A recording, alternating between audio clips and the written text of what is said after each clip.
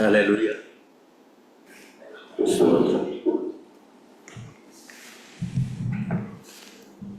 നമ്മൾ എത്ര പേര് രാവിലെ കിടക്ക വിട്ട് എഴുന്നേറ്റപ്പോൾ കർത്താവേ, ജീവനുള്ളവരുടെ ദേശത്ത് ഒരു ദിവസത്തെ ആയുസ് കൂടി എനിക്ക് തന്നതിനായിട്ട് സ്തോത്രം എന്ന് പറഞ്ഞ് എഴുന്നേറ്റിട്ടുണ്ട്? എത്ര പേര് എഴുന്നേറ്റിട്ടുണ്ട്? ഒന്ന് കൈ ഉയർത്തേക്ക്. ദൈവത്തിന് സ്തോത്രം. ദൈവം എപ്പോഴും നമ്മെക്കുറിച്ച് ആഗ്രഹിക്കുന്നത് നന്ദിയുള്ളവരായിരിക്കാൻ. നമ്മളെക്കാട്ടിൽ എത്രയോ കാര്യങ്ങൾ മുന്നിട്ട് നിന്ന് അനേകർ രാത്രി കാലം ഉറങ്ങാൻ കിടന്നപ്പോൾ ഈ ലോകത്തിൽ നിന്ന് മാറ്റപ്പെട്ടു പോയി. രാവിലെ പ്രഭാതം കാണാതെ ദോഷികളായ എന്നെ നിങ്ങളെയൊക്കെ കർത്താവ് അവിടുത്തെ കരങ്ങളിൽ കാത്തു പരിപാലിച്ച് പ്രവൃത്തിയായിട്ട് നന്ദിയോട് ദൈവത്തെ സ്തുതിക്കുന്നു. ഹല്ലേലൂയ. ദൈവം നാം എത്രമാത്രം സ്നേഹിച്ചാൽ പറ്റും. പ്രബോധനത്തിൽ കൂടെയും ചിന്തയിൽ കൂടെയും പ്രാർത്ഥനയിൽ കൂടെയും ഒക്കെ നാം കേട്ടല്ലോ. നമുക്ക് വേണ്ടി സ്വന്തം ജീവനെ അർപ്പിച്ച് സ്വന്തം രക്തം കാൽവരി കുരിശിലൊഴുക്കി സ്വന്തം ശരീരത്തിലെ മാംസകരണങ്ങൾ ചാട്ടവാറിനടിയാൽ പറിച്ചെറിയപ്പെട്ട് വല്ല ആരെയെ ഓർത്ത് എന്നെ നിങ്ങളെ ഓർത്ത് ഒരു ദൂതനെ മാത്രം കൽപ്പിച്ചാൽ മതിയായിരുന്നു, അതിനെല്ലാം കർത്താവിന് വിടുതൽ കിട്ടും. എന്നാൽ അത് അവിടുന്ന് ചെയ്തില്ല. എന്തുകൊണ്ട്? ഞാനും നിങ്ങളും അവിടുത്തേക്ക് ഇതപ്രകാരമായി തീരുവാനായിട്ട് മനുഷ്യൻ ജഡത്തിൽ വസിക്കുമ്പോൾ എപ്പോഴും പാപം എൻ്റെയും നിങ്ങളുടെ സകല മനുഷ്യരുടെയും ജീവിതത്തിലുണ്ട്. എന്നാൽ പാപത്തെ അതിജീവിക്കുവാൻ തിരമാലകൾക്കപ്പുറത്ത് നിന്ന കർത്താവിനെ കാണാതെ പോയ പത്രോസിനെ പോലെ ആത്മായിത്തീരരുത്. കർത്താവ് എപ്പോഴും നമ്മുടെ കൂടെ എന്നുള്ള ചിന്താബോധം നമ്മുടെ ഓരോ സെക്കൻഡുള്ള ജീവിതത്തിൽ നമുക്ക് കൂടെ ഉണ്ടായിരിക്കും, നമ്മുടെ ഹൃദയത്തിലുണ്ടായിരിക്കണം. അതാ കർത്താവ് പിന്നെ ഞങ്ങളെ ആ ഒരു ചിന്തയുണ്ടെങ്കിൽ മാത്രമേ പാപം നിറഞ്ഞ ലോകത്ത് ജീവിപ്പാൻ നമുക്കുള്ള അമിത ബലത്തെ കർത്താവ് തിരികെയുള്ളൂ. പലപ്പോഴും ജീവിത തിരക്കിനിടയ്ക്ക് നമുക്കതിനൊന്നും സാധിക്കുന്നില്ല. ദൈവത്തിൻ്റെ പരിശുദ്ധ നിങ്ങളായിട്ട് ബലപ്പെടുത്തട്ടെ എന്ന് പ്രാർത്ഥിക്കുന്നു. അല്പനേരത്തെ ചിന്തയ്ക്കായിട്ട് വെളിപ്പാട് പുസ്തകം അതിൻ്റെ 22-ാം അധ്യായത്തിൻ്റെ 12-ാം വാക്യം. വെളിപ്പാട് 22:12.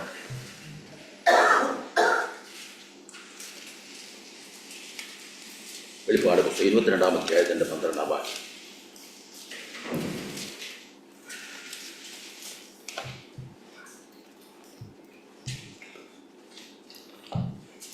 ഇതാ ഞാൻ വേഗം വരുന്നു, ഓരോരുത്തരും അവനവന്റെ പ്രവൃത്തിക്ക് തക്കവണ്ണം കൊടുക്കുവാൻ പ്രതിഫലം എന്റെ പക്കൽ ഉണ്ട്.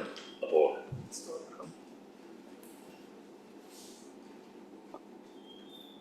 നിങ്ങളിലേക്ക് ഒരു വാക്ക് പ്രാർത്ഥിക്കാം. സ്നേഹവാനായ ഞങ്ങളുടെ കർത്താവേ, വായിച്ചു കേട്ട വചനത്തിലും ഞങ്ങളെ ഓരോരുത്തരും താഴ്ത്തി സമർപ്പിക്കുന്ന പിതാവേ, ഞങ്ങൾ കേൾക്കുവാൻ പോകുന്ന വചനം ഞങ്ങളുടെ ജീവിതത്തിൽ അനുഗ്രഹപ്രദമായി തീരുവാൻ കർത്താവെ ഞങ്ങൾക്ക് ഓരോരുത്തരും ഇടയാക്കി തരണമെന്ന് പ്രാർത്ഥിക്കുക. അവിടുന്ന് ആഗ്രഹിക്കുന്ന വിധത്തിലുള്ള ജീവിതം ഈ ലോകത്ത് ജീവിപ്പാൻ തമ്മിൽ ഞങ്ങളെ ഓരോരുത്തരെയും രാവിലെ സമയം ഒരുക്കണം കർത്താവെ. ഈ വചനത്താൽ ഞങ്ങളെല്ലാവരും അവിടുന്ന് അനുഗ്രഹിക്കണമേ. അവിടുത്തെ തിരുസ്ഥാനം ഞങ്ങളുടെ മധ്യത്തിലുണ്ടല്ലോ. വചനം പ്രസംഗിക്കുന്ന എളിയവരുടെ കൂടെ കർത്താവ് കേൾക്കുന്ന അവിടുത്തെ മക്കളുടെ ആരുടെയും അനുഗ്രഹം തടസ്സമാണ് പ്രാർത്ഥിക്കുന്നു. യേശു ക്രിസ്തുവിന്റെ നാമത്തിൽ അപേക്ഷിക്കുന്ന പിതാവെ കേൾക്കണമേ. ഇതാ ഞാൻ വേഗം വരുന്നു, ഓരോരുത്തരും അവനവൻ്റെ പ്രവൃത്തിക്ക് തക്കവണ്ണം കൊടുക്കുവാൻ എൻ്റെ കയ്യിലുണ്ട്. ഏറ്റവും ഭീകരമായ വേദനാജനകമായ സങ്കീർണമായ ഒരു കാലഘട്ടത്തിലൂടെയാണ് ഞാനും നിങ്ങളും ഓരോ ദിവസവും കടന്നു പോകുന്നത്. ഓരോ ദിവസവും സൂര്യൻ ഉദിച്ചസ്തമിക്കുമ്പോൾ നമ്മുടെ ചുറ്റുപാടിൽ നാം അറിയുന്നവരും അറിയാത്തവരുമായിട്ട് ആപത്തുകൾ മുഖേനയും പലവിധമായ രോഗങ്ങൾ മുഖേനയും പ്രായം കൊണ്ടും ആത്മഹത്യയിൽ കൂടെയും ഒക്കെ കടന്നുപോകാൻ അനേകരാകും. അതിലേറെയും മധ്യവയസ്കരും ചെറുപ്പക്കാരുമാണെന്നുള്ളതാണ് ഒരു സത്യം.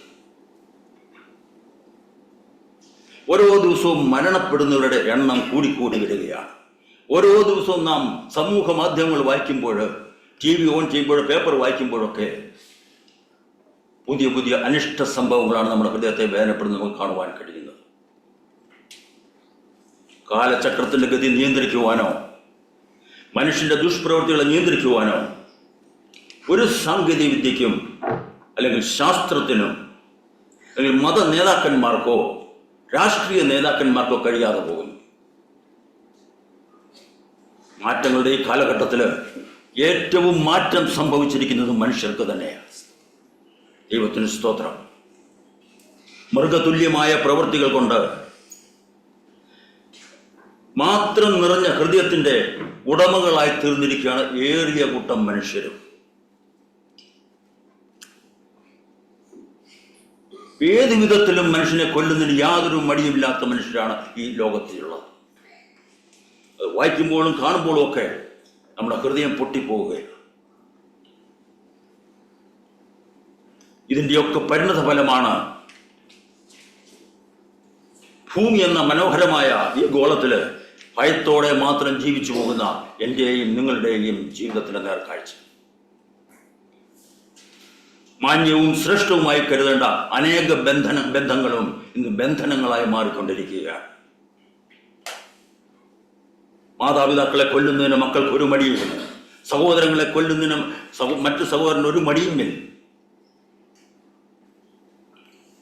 ഉന്നത വിദ്യാഭ്യാസവും സമൂഹത്തിൽ മാന്യതയുള്ള ജോലിയും സമ്പത്തിന്റെ കുമിഞ്ഞുകൂടലുകളും പഞ്ചനക്ഷത്ര നിലവാരമുള്ള ജീവിതവും വർഷങ്ങൾ നീണ്ടുപോകുന്ന കുടുംബ ബന്ധനങ്ങളെ പോലും വേർപിരിക്കുന്ന കാഴ്ചയാണ് ഓരോ ദിവസവും നമുക്ക് കാണുവാൻ കഴിയുന്നത്.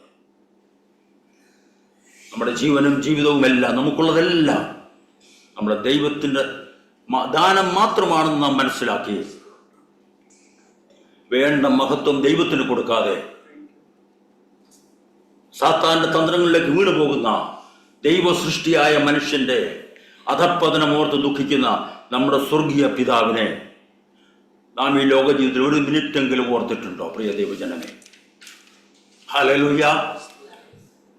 നമ്മുടെ ദൈവത്തെ വേദനിപ്പിക്കുന്ന ഏതെങ്കിലും കാര്യങ്ങൾ നാം ചെയ്യുമ്പോൾ അല്ലെങ്കിൽ ചിന്തിക്കുമ്പോൾ നാം വലുതെന്ന് കരുതിയിരിക്കുന്ന അല്ലെങ്കിൽ അഭിമാനം കൊള്ളുന്ന ഏതെങ്കിലും ഒരു കാര്യത്തിന് നമ്മെ രക്ഷിപ്പാൻ ഒരിക്കലും സാധ്യമല്ല.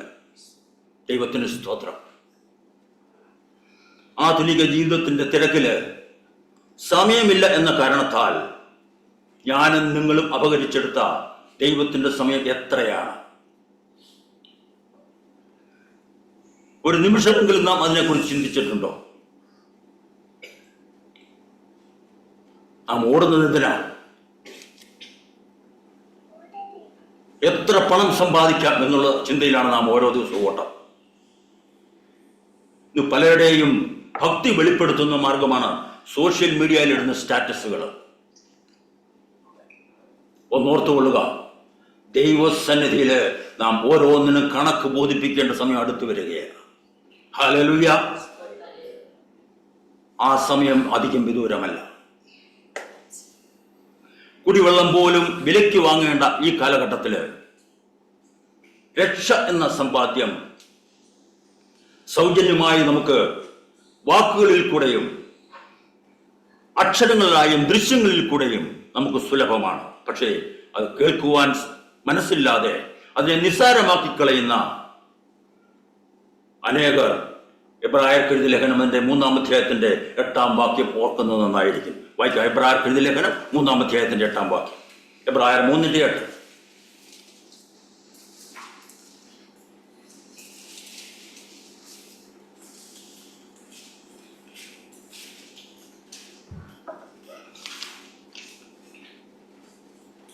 നിങ്ങൾ അവന്റെ ശബ്ദം കേൾക്കുന്നെങ്കിൽ മരുഭൂമിയിൽ വെച്ച് പരീക്ഷാ ദിവസത്തിലെ മത്സരത്തിൽ എന്നെ പോലെ നിങ്ങളുടെ ഹൃദയം കഠിനമാക്കരുത്. എന്നപോലെ നിങ്ങൾ ഹൃദയത്തെ കഠിനമാക്കരുത്. ഹല്ലേലൂയ. കൊലോസ്യർക്കെഴുതിയ ലേഖനം അതിന്റെ 3-ാം അധ്യായത്തിന്റെ 2-ാം വാക്യത്തിൽ കർത്താവിനെ പറയുകയാണ്. വിശുദ്ധ വേദപുസ്തകം പറയുന്നു, ഉയരത്തിലുള്ളത് തന്നെ ചിന്തിപ്പീനെന്ന്. ദൈവം നമുക്ക് വേണ്ടി നിശ്ചയിച്ചിരിക്കുന്ന ഈ ആയുസ്സില് ഈ മനുഷ്യ ജീവിതം അവസാനിപ്പിക്കേണ്ടവരാണ് ഞാനും നിങ്ങളും. നാം അധ്വാനിച്ചതും വെട്ടിപ്പിടിച്ചതും കൈക്കലാക്കിയതും ഒന്നും നമ്മുടെ ആയുസ്സിനെ ഒരു സെക്കൻഡ് പോലും നീട്ടിത്തരികയില്ല. ദൈവത്തിന് സ്തോത്രം. ഈ ഒരു ചിന്തയാണ് ഈ ലോക ജീവിതത്തിൽ നമ്മെ ഭരിക്കേണ്ടത്. നാം കൈക്കലാക്കിയ ഡിഗ്രികള്, നാം നേടിയെടുത്ത വലിയ ശമ്പളം കിട്ടുന്ന ജോലികള്, നമ്മുടെ ബാങ്ക് ബാലൻസുകള്, നെഞ്ചോട് ചേർത്ത് വെച്ച ബന്ധങ്ങള്, സമൂഹത്തിലെ ബഹുമാനങ്ങള്, നാം അലങ്കരിച്ച പദവികള് എല്ലാം എത്ര നേരത്തേക്കുണ്ട്? ആരെങ്കിലും ചിന്തിച്ചിട്ടുണ്ടോ? എത്ര വലിയ വിലകൂടിയ പെട്ടിയിൽ അടക്കം ചെയ്താലും, എത്ര വലിയ മരണാനന്തര ശുശ്രൂഷകൾ ചെയ്താലും നമ്മുടെ മരണത്തോട് ബന്ധപ്പെട്ട് എത്ര വലിയ ജനക്കൂട്ടം അവിടെ കടന്നു വന്നാലും മണ്ണിലെ പുഴുക്കളുടെ ആഹാരമാകേണ്ടവരാണ് ഞാനും നിങ്ങൾ. ദൈവത്തിന് സ്തോത്രം. ഹല്ലേലൂയ. 6 അടി മണ്ണില് 50, 60, 70, 80 വർഷം ഉള്ള നമ്മുടെ ഓട്ടത്തിന് അവസാനമായി ഈ ഭൂമിയിൽ നമ്മൾ എങ്ങനെ ജീവിച്ചുവോ അതായിരിക്കും നമ്മുടെ ജീവന്റെ ആധാരം. അതനുസരിച്ചായിരിക്കും കർത്താവിന്റെ വീണ്ടും വരെങ്കിൽ നമ്മോട് കണക്കിടുക. ഒരിക്കൽ വെന്തു വെണ്ണീറായി പോകേണ്ട ഈ ഭൂമിയിലെ സൗധങ്ങൾ കെട്ടിപ്പടുക്കാനല്ല,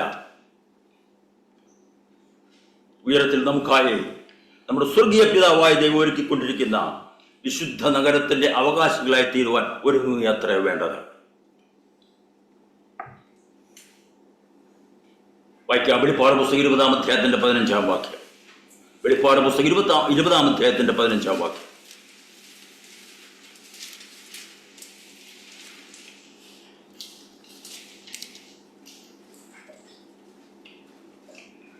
ജീവപുസ്തകത്തിൽ പേരെഴുതി കാണാത്ത ഏവനെയും തീപ്പൊയ്കയിൽ തള്ളിയിടും.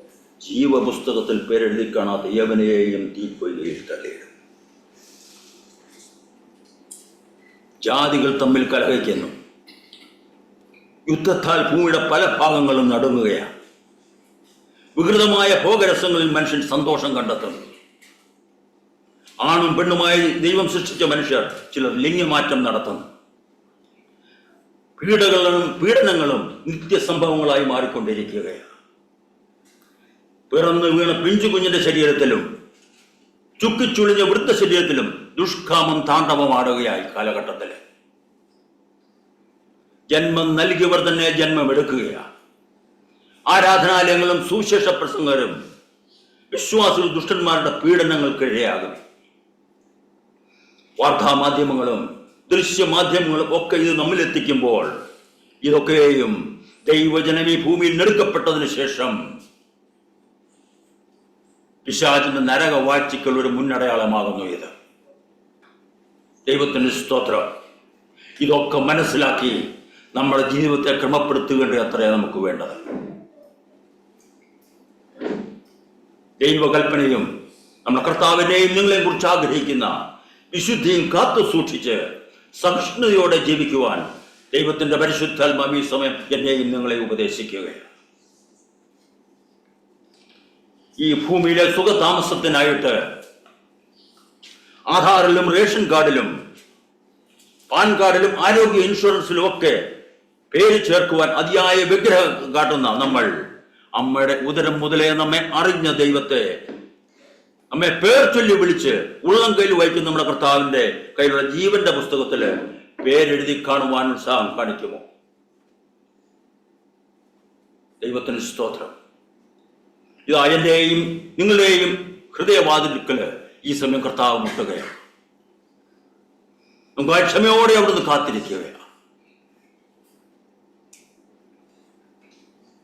എന്റെയും നിങ്ങളുടെ ജീവിതത്തിലെ കുറവുകള് വിശുദ്ധ വചനത്തിന്റെ അടിസ്ഥാനം ഏതെന്ന് മനസ്സിലാക്കി ഓരോ നിമിഷവും വിശുദ്ധിയിലേക്ക് പടികയറാനാണ് കർത്താവ് നമ്മളെ കുറിച്ച് ആഗ്രഹിക്കുന്നത്. കുറവുകളെ ഏറ്റുപറഞ്ഞ് കർത്താവിലേക്ക് മടങ്ങി വരാം. പ്രിയ സ്വർഗീയ പിതാവേ, ഞാൻ അങ്ങേക്കുള്ളവൻ, ഞാൻ അങ്ങേക്കുള്ളവൾ എന്ന് ഹൃദയം കൊണ്ട് നമ്മൾ തന്നെ ഈ രാവിലെ സമയം സമർപ്പിക്കാം. വായിക്കാൻ 2 കൊരിന്ത്യർക്ക് എഴുതിയ ലേഖനം 6-ാം അധ്യായത്തിന്റെ 2-ാം വാക്യം. 2 കൊരിന്ത്യർ 6:2. 2 കൊരിന്ത്യർ 6:2.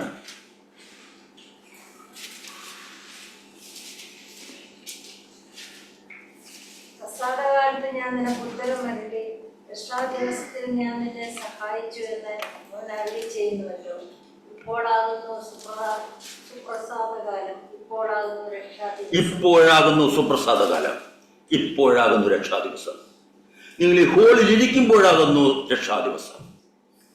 ഈ ഹോളിൽ ഇരിക്കുമ്പോഴാകുന്നു സുപ്രസാദകാലം.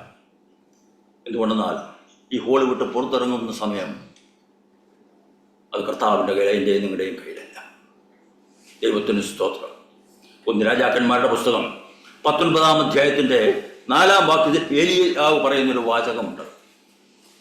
അതിങ്ങനെയാണ്: മതി യഹോവേ, എൻ്റെ പ്രാണനെ എടുത്തുകൊള്ളണമേ. നിത്യജീവിതത്തിൽ, വിശ്വാസയാത്രയിൽ, പരീക്ഷണത്തിൻ്റെ മധ്യത്തിൽ വിശ്വാസികൾ ഉൾപ്പെടെ പലരും പറയുന്ന ഒരു വാചകമുണ്ട്: അങ്ങ് ചത്താൽ മതിയായിരുന്നു. പ്രശ്നങ്ങളും പ്രതികൂലങ്ങളും ജീവിതത്തിൽ വരുമ്പോൾ എത്തിപ്പിടിക്കാൻ കച്ചിത്തുരുമ്പ് പോലും ഇല്ലാത്ത ജീവിതത്തിലേക്ക് കടന്നു വരുമ്പോൾ പറയുക, എന്തിനാണ് ഇങ്ങനെ ജീവിക്കുന്നത്, അങ്ങ് മരിച്ചാൽ മതിയായിരുന്നു എന്ന്. എന്നാൽ ആ പറഞ്ഞത് ഉടനെ തന്നെ പറഞ്ഞവരുടെ ഓരോരുത്തരുടെ ജീവിതത്തിൽ നടക്കാത്തത് കൊണ്ടാണ് ഇന്ന് ഈ ലോകത്തിൽ പല മനുഷ്യരും ജീവിച്ചിരിക്കുന്നത്. അപ്പോസ്തലനായ പൗലോസ് റോമർക്കെഴുതിയ ലേഖനം അതിന്റെ 5-ാം അധ്യായത്തിന്റെ 3-ൽ കാണുന്നു: കഷ്ടത സഹിഷ്ണുതയെയും സഹിഷ്ണുത സിദ്ധതയെയും സിദ്ധത പ്രത്യാശയെയും ഉളവാക്കുന്നു എന്നറിഞ്ഞ് ഹല്ലേലൂയ, നാം കഷ്ടങ്ങളിലും പ്രശംസിക്കുന്നു. അപ്പോൾ കഷ്ടങ്ങളിലും പ്രശംസിപ്പാനാ, താളടിയായി പോകാനല്ല കർത്താവ് നമ്മെ കുറിച്ച് ആഗ്രഹിക്കുന്നു. ദൈവത്തിന് സ്തോത്രം. ഒരു പാട്ടുണ്ടല്ലോ: കഷ്ടങ്ങളിലും പാടുവാൻ, നഷ്ടമതിൽ കൊണ്ടാടുവാൻ, ശക്തി അരുളുക നാഥനെ, ഭക്തിയിൽ പൂർണ്ണനാക്കുക. ഇവിടെയാണ് ഭക്തിയുടെ പൂർണ്ണത നമുക്ക് മനസ്സിലാക്കുവാൻ സാധിക്കുന്നത്. റോമൻ കാരാഗ്രഹത്തില് കൈകാലുകൾ ചങ്ങലയാൽ ബന്ധിക്കപ്പെട്ടിരുന്നപ്പോഴും പൗലോസ് എഴുതുകയാ: കർത്താവിലെപ്പോഴും ദൈവത്തിന് സ്തോത്രം. എൻ്റെ നിങ്ങളുടെ ജീവിതത്തിൽ ചങ്ങലകൾ കൈകളിലും കാലുകളിലും ഒന്നുമില്ലെങ്കിൽ തന്നെയും ചെറിയൊരു ബുദ്ധിമുട്ട് വന്നാൽ മതി, നമ്മളെ ഹൃദയം താളടിയായി പോകും. നാം സന്തോഷിക്കുന്നുണ്ടോ? കുമ്പനാട്ടുകാരി അന്നമ്മ മാമൻ പാടി: ഞെരുക്കത്തിനപ്പം ഞാൻ തിന്നാലും ദേഹി ദുഃഖത്താൽ ക്ഷയിച്ചെന്നാലും, എല്ലാം പ്രതികൂലമായെന്നാലും യാത്ര ചെയ്യും ഞാൻ, ക്രൂശെ നോക്കി യുദ്ധം ചെയ്യും ഞാൻ യേശുവിനായി. മാറാരോഗത്തിന്റെ വേദനയില്, ആസന്ന മരണക്കിടക്കയില് കിടക്കുന്ന പല ആളുകളും മറ്റുള്ളവരോട് പറയാറുണ്ട്: ഇനി അങ്ങ് പോയാൽ മതി, എന്തിനാണ് ഇങ്ങനെ ജീവിക്കുന്നത്? എന്നാൽ നമ്മുടെ കർത്താവിന്റെ മരണം എന്നെയും നിങ്ങളെയും പഠിപ്പിക്കുന്നത് അവിടുന്ന് സകലതും നിവൃത്തിയായി എന്ന് പറഞ്ഞ് തലച്ചായ്ച്ചു പ്രാണനെ വിട്ടുവെന്ന്. ഹല്ലേലൂയ. കർത്താവിന്റെ കാര്യങ്ങൾ നമ്മൾ നിവൃത്തിയാകുവാൻ ഞാനും നിങ്ങളും കാത്തിരുന്നേ മതിയാകും. അതിന് ദൈവിക ക്ഷമ നമുക്ക് ആവശ്യമാണ്. ഈ കാത്തിരിപ്പിനെയാണ് അപ്പോസ്തലനായ പൗലോസ് പറഞ്ഞത്: അവരോ അധികം നല്ലതിനെ കാക്ഷിച്ചിരുന്നുവെന്ന്. വീണ്ടും വിശുദ്ധ വേദപുസ്തകം നമ്മെ ഓർപ്പിക്കുകയാണ്: കർത്താവ് താൻ ഗംഭീരനാദത്തോടും പ്രധാന ദൂതന്റെ ശബ്ദത്തോടും ദൈവത്തിന്റെ കാഹളത്തോടും സ്വർഗത്തിൽ നിന്ന് ഇറങ്ങി വരികയും ക്രിസ്തുവിൽ മരിച്ചവർ മുമ്പേ ഉയർത്തെഴുന്നേൽക്കും. അപ്പൊ ആദ്യം ഉയർത്തെഴുന്നേൽക്കും എന്ത് ചെയ്യണം?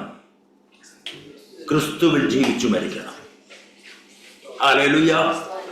അതിന് തയ്യാറെടുക്കുമോ എന്നെ കേൾക്കുന്ന ദൈവജനമേ? ഇന്ന് രാവിലെ സമയം അങ്ങനെ തീരുമാനമെടുത്ത് നിങ്ങൾ ഈ ഹോള് വിട്ട് കടന്നു പോകുമോ? അതാ എന്റെ ചോദ്യം. ഹല്ലേലൂയ. മേഘത്തിൽ കർത്താവ് വരുമ്പോൾ സകലരിലും ആദ്യം ഉയർത്തെഴുന്നേൽക്കുവാൻ കർത്താവ് നിങ്ങളെ ഓരോരുത്തരെയും ബലപ്പെടുത്തട്ടെ. ഈ ദൈവത്തെ എതിരേൽപ്പാൻ ഈ ലോക ജീവിതത്തിൽ നാം ഒരുങ്ങിയേ മതിയാകും. ഇന്ന് കാണുന്നവരെ നാം നാളെ കാണുന്നില്ല.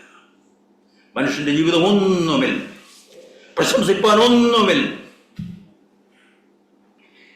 ഞാൻ നിങ്ങൾ സമ്പാദിച്ചു കൂട്ടിയ ധനമോ, നമ്മുടെ കുടുംബ മഹിമയോ, ഉയർന്ന ശമ്പളം കിട്ടുന്ന ജോലിയോ, നമ്മുടെ ആരോഗ്യമോ, നമ്മുടെ സൗന്ദര്യമോ, നമ്മുടെ തൊലിയുടെ നിറമോ ഒന്നും നമ്മളെ എങ്ങും കൊണ്ടെത്തിക്കുകയില്ല. ഈ ധന്യജീവിതത്തിന്റെ പൂർത്തീകരണത്തിനായിട്ട് നമ്മൾ ഓരോരുത്തരെയും ദൈവകരങ്ങളിൽ രാവിലെ സമയം നമുക്ക് സമർപ്പിക്കാം. ഹല്ലേലൂയ. ദൈവത്തിന്റെ പരിശുദ്ധാത്മാക്കളെ അതിനായിട്ട് ബലപ്പെടുത്തട്ടെ എന്ന് പ്രാർത്ഥിക്കുന്നു. കർത്താവിന്റെ വാക്കുകളാണ്: ദുഃഖിക്കുന്നവർ ഭാഗ്യവാന്മാർ. സാധാരണക്കാരായ നമുക്ക് ഒറ്റ നോട്ടത്തില് ഇത് ഒരിക്കലും അംഗീകരിക്കാൻ പറ്റുകയില്ല. അംഗീകരിച്ചേ മതിയാകൂ. കാരണം ദൈവവചനമാണ്. വിലപിക്കുന്നവർ ഭാഗ്യവാന്മാർ. ദുഃഖത്തെ ഒട്ടുമുക്കാൽ മനുഷ്യനും കാണുന്നത് ഭാഗ്യമായിട്ടല്ല, മറിച്ച് ദൗർഭാഗ്യമായിട്ടാണ്. ലോകത്തിൽ ഒരു മനുഷ്യനും ദുഃഖം ആഗ്രഹിക്കുന്നില്ല. നാം ഓരോരുത്തരും ഓരോ ദിവസവും ഓടുന്നത് എന്തിനാ? സുഖമായ ജീവിതം നയിക്കാനാ, ഇഷ്ടംപോലെ പൈസ ചെലവാക്കാനാ, വില കൂടിയ കാറിൽ യാത്ര ചെയ്യാനാ, അധികം ബാങ്ക് ബാലൻസ് കൂട്ടാനാ. അപ്പൊ വേദപുസ്തകം പറയുക, ദുഃഖിക്കുന്നവർ ഭാഗ്യവാന്മാർ. എന്തുകൊണ്ട്? ധാർമ്മികരും ആത്മിക ശ്രേഷ്ഠന്മാരും എല്ലാവരും ഭയങ്കരമായ ദുഃഖത്തിന് വിധേയരായിട്ടുള്ളവരാണ്. ചരിത്ര പുസ്തകങ്ങൾ പഠിക്കുമ്പോൾ നമുക്ക് കാണുവാൻ കഴിയും. സ്നേഹസമ്പന്നനും കരുണാമയനുമായ ത്യാഗമൂർത്തിയുമായ അല്ലെങ്കിൽ ദൈവപുത്രനുമായ യേശു ക്രിസ്തു എപ്രകാരമായിരുന്നു ഈ ലോകത്തിൽ ജീവിച്ചിരുന്നത്? സ്വന്തക്കാർ അദ്ദേഹത്തെ നിരസിച്ചു, മതമേധാവികൾ വെറുത്തു, രാത്രിയും പകലും കൂടെ നടന്ന ശിഷ്യന്മാർ പോലും അദ്ദേഹത്തെ വെറുത്തു. ക്രൂരവും അതിനീചവുമായ അപമാനകരവുമായ വിധത്തിൽ ശത്രുക്കൾ അദ്ദേഹത്തെ നിന്ദിക്കുകയും പീഡിപ്പിക്കുകയും ചെയ്തു. കഷ്ടപ്പെടുന്ന ദാസൻ എന്ന പേര് അവിടുത്തേക്ക് അങ്ങേയറ്റം യോജിക്കുന്നതായിരുന്നു. ചരിത്ര നായകന്മാരെ പല ധന്യാത്മാക്കളുടെയും ജീവിതം പരിശോധിച്ചാലും ദുഃഖത്തിന്റെ പാനപാത്രം അവർക്കെല്ലാം കുടിക്കേണ്ടതായിട്ട് വന്നു. ദൈവത്തെ പറ്റുന്നവർക്കെല്ലാം ദുഃഖത്തിന്റെ പാനപാത്രം കുടിക്കേണ്ടി വരും. അതുകൊണ്ടാണ് പലരും വിശ്വാസത്തിലേക്ക് കടന്നു വന്നിട്ട് പിന്നോക്കം പോകുന്നത്. വലുതും ചെറുതുമായ ആപത്തുകളും അനർത്ഥങ്ങളും നമ്മുടെ ജീവിതയാത്രയിൽ നമുക്ക് നേരിടേണ്ടി വരും. ഈ ലോകത്തിൽ ദുഃഖങ്ങൾ അടിക്കടി വന്നുകൊണ്ടിരിക്കും. ചിലപ്പോൾ സുഖത്തെക്കാൾ അധികം ദുഃഖമായിരിക്കാം എന്റെയും നിങ്ങളുടെയും ജീവിതത്തിൽ കടന്നു വരുന്നത്. നമ്മുടെ അവസ്ഥ നാം ദുഃഖത്തെ എങ്ങനെ നേരിടുന്നു എന്നതിനെ അടിസ്ഥാനമാക്കിയാണ് ഇരിക്കുന്നത്. പല വിധത്തിലുള്ള ദുഃഖങ്ങളാകാം എന്റെയും നിങ്ങളുടെ ജീവിതത്തിൽ കടന്നു വരുന്നത്. പ്രിയപ്പെട്ടവരുടെ മരണം കൊണ്ടുള്ള ദുഃഖം, വിട്ടുമാറാത്ത രോഗം മൂലമുള്ള ദുഃഖം, സാമ്പത്തിക ബുദ്ധിമുട്ടും അതുമൂലമുള്ള കടബാധ്യത കൊണ്ടുള്ള ദുഃഖം, ആശ്രയിച്ച കാര്യങ്ങൾ സഫലമാകാതിരിക്കുമ്പോഴുള്ള ദുഃഖം. ഇങ്ങനെ പോകുന്നു അതിന്റെ നീണ്ട പട്ടിക മനുഷ്യ ജീവിതത്തിൽ. ദുഃഖം പല വിധത്തിലും പല പ്രകാരത്തിലും ഉണ്ടാകാം. ദുഃഖമില്ലാതെ ജീവിക്കുവാനാണ് ഞാനും നിങ്ങളും സകല മനുഷ്യരും ആഗ്രഹിക്കുന്നത്. അത് ദുഃഖമില്ലാതെ ജീവിക്കണമെന്ന് ആഗ്രഹിക്കുന്നുണ്ടെങ്കിൽ ഒരിക്കലും അത് സാധ്യമല്ല. ഹല്ലേലൂയ. മനുഷ്യ സഹജമായ ഒരനുഭവമായി ദുഃഖത്തെ ഞാനും നിങ്ങളും ഏറ്റെടുത്തെങ്കിലേ മതിയാകുകയുള്ളൂ. പ്രസവിച്ചു വീഴുമ്പോൾ തന്നെ കരഞ്ഞുകൊണ്ടാണല്ലോ ഈ ലോകത്തിലേക്ക് മനുഷ്യൻ കടന്നു വരുന്നത്. ദൈവത്തിന് സ്തോത്രം. വിലപിക്കുന്നവർ ഭാഗ്യവാന്മാർ എന്ന് വിശുദ്ധ വേദപുസ്തകം പറയുമ്പോൾ അതിന് കാരണമുണ്ട്. ദുഃഖം മൂലമുണ്ടാകുന്ന ഭാഗ്യാവസ്ഥകൾ എന്തൊക്കെയാണ്? ആരെങ്കിലും ചിന്തിച്ചിട്ടുണ്ടോ? ഒന്ന്, ദുഃഖം ജീവിതത്തിന് പൂർണ്ണതയും പക്വതയും നൽകും. സ്വാർത്ഥതയും അഹങ്കാരത്തിലും മുഴുകിപ്പോകാവുന്ന അവസ്ഥയിൽ നിന്ന് വിനയത്തിന്റെയും സഹാനുഭൂതിയുടെയും സഹനത്തിന്റെയും അനുഭവത്തിലേക്ക് ദുഃഖം നമ്മെ നടത്തും. 2, 119 സങ്കീർത്തനത്തിലെ 71 വാക്യത്തിൽ ദാവീദ് പറയുകയാണ്, ഞാൻ കഷ്ടതയിലായിരുന്നു എനിക്ക് ഗുണമായി. എത്ര പേര് പറഞ്ഞിട്ടുണ്ട് ദാവീദിനെ പോലെ? എന്റെ ജീവിതത്തിൽ കഷ്ടത വന്നത് ഗുണമായി എന്ന്. അതിന് മുമ്പിൽ ദാവീദ് പറയുക, എന്താ ഗുണമായത്? അവിടുത്തെ വചനം പഠിക്കുവാൻ, നിന്റെ ചട്ടങ്ങൾ പഠിപ്പാൻ എനിക്കറിയാം. ഞാൻ കഷ്ടതയിലായിരുന്നില്ലായിരുന്നുവെങ്കിൽ അവിടുത്തെ ചട്ടങ്ങൾ പഠിപ്പാൻ എനിക്ക് ഇടവരുമായിരുന്നില്ല. ദൈവത്തിന് സ്തോത്രം. ഹല്ലേലൂയ. സാധാരണ ഘട്ടങ്ങളില് ദൈവത്തിലേക്ക് തിരിയാത്തവർ പോലും ദുഃഖത്തിന്റെ അനുഭവങ്ങൾ ദൈവത്തിൽ ആശ്രയിക്കുന്നതായി നമുക്ക് കാണുവാൻ കഴിയുന്നു. 3, ദുഃഖവും കഷ്ടതയും നമ്മളെ മറ്റുള്ളവരുടെ ദുഃഖങ്ങളിലേക്കും കഷ്ടതകളിലേക്കും ആശ്വാസത്തിന്റെയും സഹായത്തിന്റെയും കരങ്ങൾ നീട്ടിക്കൊടുവാൻ ഇടയാക്കി തീർക്കും. നമ്മുടെ ജീവിതത്തിൽ കഷ്ടത വന്നില്ലെങ്കിൽ വേറൊരാളുടെ ജീവിതത്തിലെ കഷ്ടത നമുക്ക് മനസ്സിലാക്കുവാൻ സാധ്യമല്ല. സമ്പന്നരുടെ മടുത്തിട്ടിരിക്കുന്നവർക്ക് ഒരു നേരത്തെ ആഹാരത്തിന് ബുദ്ധിമുട്ടുന്നവന്റെ കഷ്ടത മനസ്സിലാക്കുവാൻ സാധ്യമല്ല. കാരണം അവന്റെ ജീവിതത്തിൽ കഷ്ടത വന്നിട്ടില്ല. അതുകൊണ്ട് കഷ്ടത നമുക്ക് ദൈവത്തിൻ്റെ വലിയൊരു അനുഗ്രഹമായിട്ട് ഏറ്റെടുക്കാം. പ്രിയ ദൈവജനമേ, ദൈവത്തിന് സ്തോത്രം.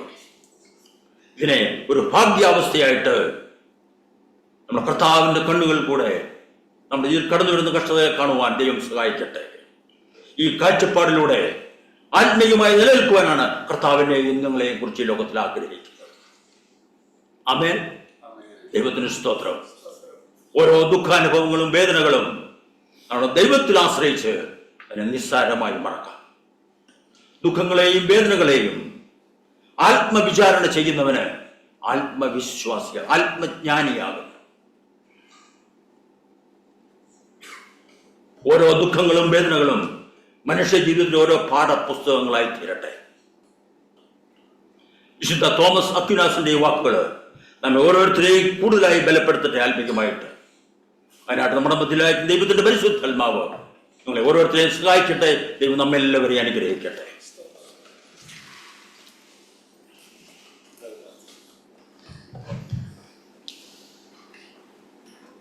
മഹത്വത്തിന്റെ പ്രത്യാശയായി ഞങ്ങൾ സ്തുതിക്കാം. കഴിഞ്ഞ 2 മണിക്കൂർ കർത്താവെ തിരുസന്നിധിയിൽ ഞങ്ങൾക്ക് ഓരോരുത്തരും ഇടയാക്കിയല്ലോ. അങ്ങയെ ആരാധിപ്പാനും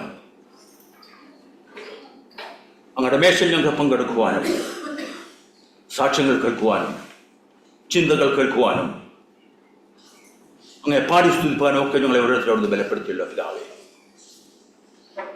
കർത്താവേ, തിരുസന്നിധിയിൽ ഞങ്ങളായിരിക്കുന്ന അത്രയും കാലം ഈ ലോകത്തിൽ നമ്മുടെ ദൈവത്തെ വിട്ട് ഒരു അണുവിട പോലും ചലിക്കുവാൻ ഇടയാക്കിയത് പ്രാർത്ഥിക്കുന്നു. അവിടുത്തെ പുത്രനായ യേശുവിൻ്റെ കാലഘട്ടത്താൽ ഞങ്ങളെ ഓരോരുത്തരെയും രാവിലെ സമയം ഒന്ന് കഴുകിക്കാട്ട് കർത്താവേ. ഞങ്ങളെ കാണുന്നവർ ഞങ്ങളുടെ യേശുവിനെ ഞങ്ങൾ കൂടെ കാണുവാൻ തക്കവണ്ണം ഞങ്ങളുടെ ഓരോരുത്തരുടെയും ജീവിതത്തോട് മാറ്റിമറിക്കണമെന്ന് പ്രാർത്ഥിക്കുന്നു. പരിശുദ്ധാത്മാവിൻ്റെ സാന്നിധ്യം ഞങ്ങളോട് കൂടെ ഉണ്ടായിരിക്കണമേ. കേട്ട വചനത്താൽ ഞങ്ങളെ എല്ലാവരും അനുഗ്രഹിച്ചിനാട്ട് സ്തോത്രം. ഈ തിരുസൽ ഞങ്ങളെ ഓരോരുത്തരും കടന്നു വരുമ്പോഴും അവിടുത്തെ സ്വർഗീയ ദൂതഗണങ്ങളാൽ ഞങ്ങളെല്ലാവരെയും കാവൽ ചെയ്ത് ഉറപ്പെടണമെന്ന് പ്രാർത്ഥിക്കുന്നു. അവിടുത്തെ പുത്രനായ യേശുവിൻ്റെ കാലഘട്ടത്താൽ ഞങ്ങളെ ഓരോരുത്തരെയും അവിടുന്ന് കാത്തുകൊള്ളണമെന്ന് പ്രാർത്ഥിക്കുന്നു. ഞങ്ങളുടെ ദൈവത്തെ വേദനിപ്പിക്കുന്ന ഏതെങ്കിലും കാര്യങ്ങളുടെ ആരുടെയെങ്കിലും ജീവിതത്തിലുണ്ടെങ്കിൽ അതിനെടുത്ത് മാറ്റി ദൈവം ഞങ്ങളുടെ പ്രസാദിക്കുന്ന വിധത്തിൽ ജീവിതം നയിപ്പാൻ പ്രിയമകനെ പ്രിയമകളെ എന്നുള്ള അവിടുത്തെ വിളിക്കേൾക്കുവാൻ തക്കവണ്ണം ഞങ്ങളുടെ ഓരോരുത്തരെയും ഹൃദയത്തെ അവിടുന്ന് മാറ്റിമറിക്കണമെന്ന് പ്രാർത്ഥിക്കുന്നു. ഒന്നുമില്ല, ഏതുമില്ല കർത്താവേ, മടക്കി തരുവാൻ ഒന്നുമില്ല ഞങ്ങളുടെ ജീവിതത്തിൽ. സ്തുതിയും സ്തോത്രവും മാത്രമേ ഉള്ളൂ. ഹല്ലേലൂയാ, ഹല്ലേലൂയാ, ഹല്ലേലൂയാ, ഹല്ലേലൂയാ. ദുഃഖങ്ങളിലേക്ക് ഞങ്ങളെ ഓരോരുത്തരെയും ഏൽപ്പിച്ച് പ്രാർത്ഥിക്കുന്നു. എല്ലാവരെയും അവിടുന്ന് അനുഗ്രഹിച്ച് നടക്കാത്ത സ്തോത്രം. ഈ ലോക ജീവിത യാത്രയിൽ ഞങ്ങളോട് കൂടെ ഉണ്ടായിരുന്നു നടത്തണമെന്ന് പ്രാർത്ഥിക്കുന്നു. വീഴ്ചകളും താഴ്ചകളും ഒക്കെ ഉണ്ട് കർത്താവേ. ക്ഷമിച്ചനായിട്ട് സ്തോത്രം കർത്താവേ. ഞങ്ങളവിടുന്ന് അനുഗ്രഹിച്ചനായിട്ട് സ്തോത്രം. ഞങ്ങൾ കടന്നു പോകട്ടെ. തിരുസന്നിധി ഞങ്ങൾ എല്ലാവരോടും കൂടെ ഉണ്ടായിരിക്കണം പ്രാർത്ഥിക്കുന്നു കർത്താവേ. അപ്രകാരം പ്രാർത്ഥനയായിട്ട് ഞങ്ങളെ അനുഗ്രഹിച്ചനായിട്ട് സ്തോത്രം. യേശു ക്രിസ്തുവിന്റെ നാമത്തിൽ അപേക്ഷിക്കുന്നു. സ്വർഗീയ പിതാവേ, കേൾക്കണമേ. പുത്ര പരിശുദ്ധാത്മാവും ദൈവത്തിന്റെ സ്നേഹവും സമാധാനവും സന്തോഷവും നമ്മെല്ലാവരോടും നാം പ്രവർത്തിച്ച എല്ലാ വിഷയങ്ങളോടും ഇന്ന് കടന്നു വരാൻ സാധിക്കാതെ പോയവരോടും ഇപ്പോഴും എന്നേക്കും ഇരിക്കുമാറാകട്ടെ.